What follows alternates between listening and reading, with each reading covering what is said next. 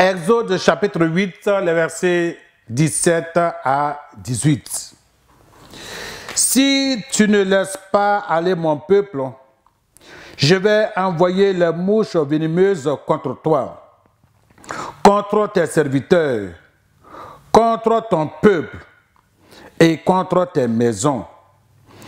Les maisons des Égyptiens seront remplies de mouches et le sol sera couvert. Mais en ce jour-là, je distinguerai le pays de Goshen, où habite mon peuple. Et là, il n'y aura point de mouches, afin que tu saches que moi, l'Éternel, je suis au milieu de ce pays. Parole du Seigneur. Alors, bien aimés, ici, nous voyons la justice de Dieu. Parce que Pharaon a refusé de faire partir, de laisser partir le peuple de Dieu. Alors, il subit, lui et son peuple, la justice de Dieu. C'est quoi la justice de Dieu?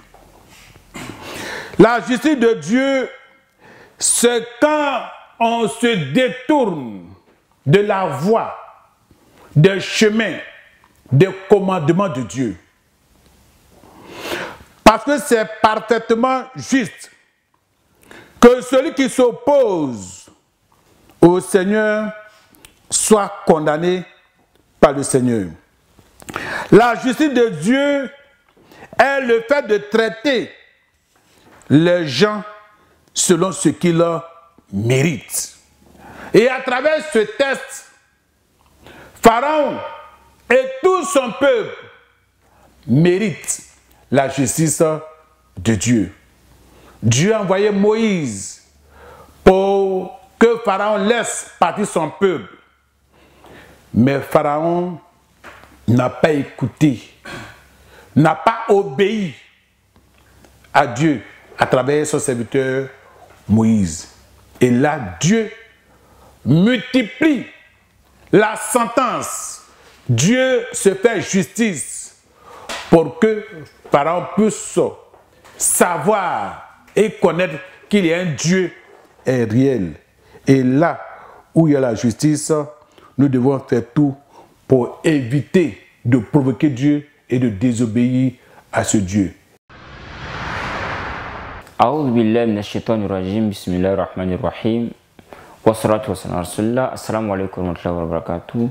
Aujourd'hui, nous parlons de la justice de Dieu. Il s'agit ici de la sentence d'Allah subhanahu wa ta'ala. Qu'est-ce que Dieu fait à sa création? Le prophète répond clairement à cette question. Il dit le droit des serviteurs, c'est-à-dire des créatures envers leur Seigneur qu'Allah subhanahu wa ta'ala, est de le reconnaître lui étant Dieu et de l'adorer comme il se doit. Et le devoir de Dieu envers ses créatures est de les récompenser lorsque ces derniers ont reconnu Allah subhanahu wa ta'ala comme étant le créateur de l'univers. Lorsque l'être humain refuse de croire en Dieu, malgré tout ce que Dieu a mis à sa disposition comme moyen pour le connaître, l'être humain s'expose à la sentence d'Allah subhanahu wa ta'ala. Cette sentence veut qu'il soit châtié ici-bas dans la tombe et dans l'au-delà. Et la destination de celui qui me croit en Dieu, qui réunit Dieu, et surtout qui s'oppose à Allah subhanahu wa ta'ala, sa destination soit le feu de l'enfer lorsqu'il ne se répand pas. Dieu a mis toutes les causes pour qu'on puisse comprendre que lui, il est là. Il a envoyé les prophètes, 124 000 prophètes. Il a envoyé les guides religieux. Il envoie les imams. Il envoie des signes. Il envoie même le raisonnement. Vous voyez que l'être humain, lorsqu'il fait du mal, il n'aime pas qu'on le sache. Mais quand il fait le bien, il devient vantard. Parce que le bien est beaucoup perçu comme bien. Et le mal n'est pas perçu comme quelque chose de bien. Du coup, l'être humain même sait ce qui est bien, ce qui est mal. Et Celui qui défie Allah subhanahu wa ta'ala pour pouvoir changer le bien en mal et le mal en bien, cette personne-là s'expose à la sentence de Allah subhanahu wa ta'ala. Et Allah subhanahu wa ta'ala, il est juste envers ses créateurs. Et dit celui qui le reconnaît, celui qui craint Allah subhanahu wa ta'ala, Dieu le stabilise ici-bas et le stabilise en au-delà. Vous n'allez jamais voir quelqu'un qui est obéissant envers ses parents qui sera médiocre dans la vie. Vous n'allez jamais voir quelqu'un qui croit en Allah subhanahu wa ta'ala qui sera misérable dans sa vie. Il peut être pauvre mais il n'est pas misérable. Il y a des personnes qui ont beaucoup d'argent mais qui sont misérables, qui n'ont pas la quiétude, qui n'ont pas l'esprit tranquille parce que la manière dont ils ont fait pour avoir leur argent n'est pas la bonne voie. Et beaucoup de personnes meurent dans des situations atroces, d'autres meurent avec la diarrhée, d'autres meurent avec des calamités, d'autres meurent dans des situations vraiment qu'on ne peut imaginer. Et le croyant est celui-là même qui meurt avec humilité. Vous voyez, même quand on décède, quelle que soit notre vie, on demande à ce qu'on puisse prier pour nous. Ce qui voudrait dire que la finalité, c'est vraiment Allah subhanahu wa ta'ala. Et si nous voulons que Dieu puisse nous récompenser pour nos efforts qu'on a fait les uns envers les autres, pour nos efforts qu'on a fait pour pouvoir croire en lui, il va falloir qu'on puisse comprendre que Dieu, il est dur en punition et aussi il est miséricordieux envers ceux qui sont bien envers les semblables. C'est pourquoi le prophète dit, Irhamu, soyez miséricordieux les uns envers les autres. Alors, cette fois-ci, nous allons voir un peu ce que c'est que la justice de Dieu en quelques mots.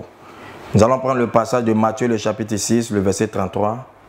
Que dit la parole de Dieu selon la justice de Dieu, selon cette référence? Cherchez premièrement le royaume des cieux et la justice de Dieu, et toutes choses vous seront données par-dessus. Dans ce passage, si on doit prendre dans le contexte dans lequel ce passage est donné, la justice de Dieu, c'est la vie que Dieu demande aux enfants de Dieu de mener. C'est la ligne de conduite que nous demande le royaume des cieux. La Bible dit, cherchez premièrement le royaume des cieux et sa justice. Cherchez premièrement le royaume des cieux et sa justice, c'est-à-dire et sa vie.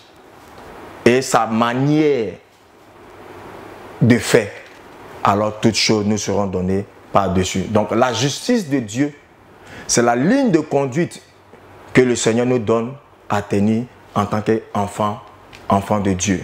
Si on doit prendre la justice de Dieu dans un autre sens, on peut voir cela dans Ecclésiaste, le chapitre 12, qui nous dit la parole de Dieu selon Ecclésiaste chapitre 12.